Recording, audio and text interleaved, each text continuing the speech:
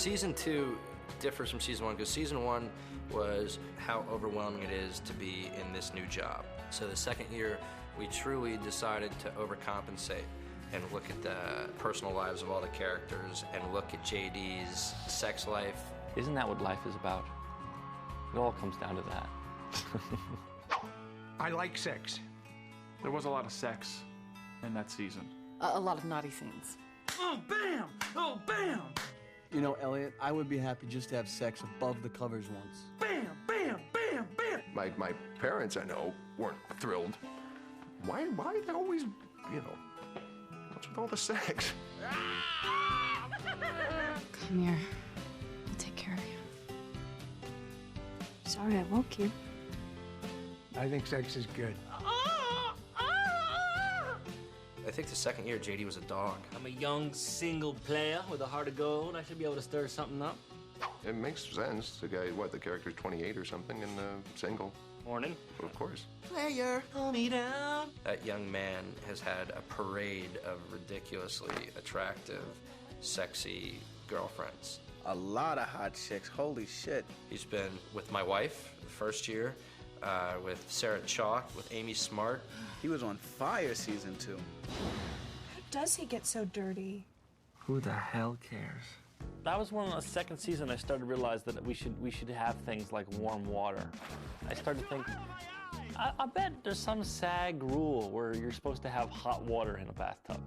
Well, have a good night. You too. Elliot and JD have a very complicated relationship and would always seem to hook up, once a season.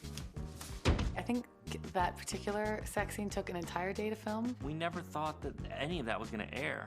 We thought that they would censor it. It was very intricate, blocking with, I think, like, he picked me up and then we knocked Rowdy over. Yeah, it was a lot of kissing. Jaws get sore. Yeah, still recovering. They definitely went for it. It was impressive. But I felt like the character would really grab the ass. I felt like the character would dig in there with his fingers. And so I found a way to motivate that. We rehearsed a lot. Move your ass, Sarah.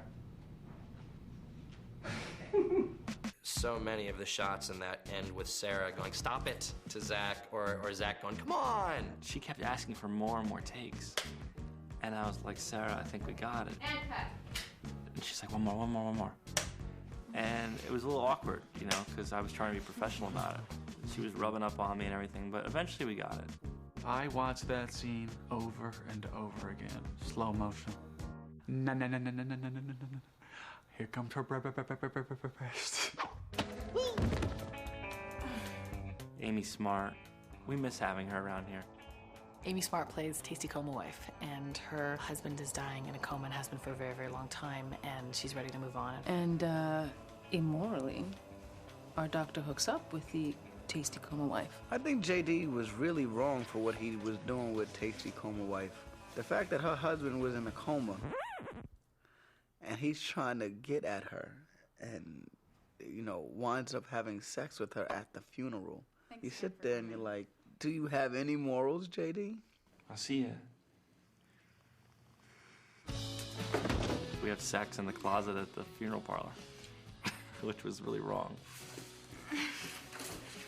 Just a bunch of dirty people on this show. Come bite me.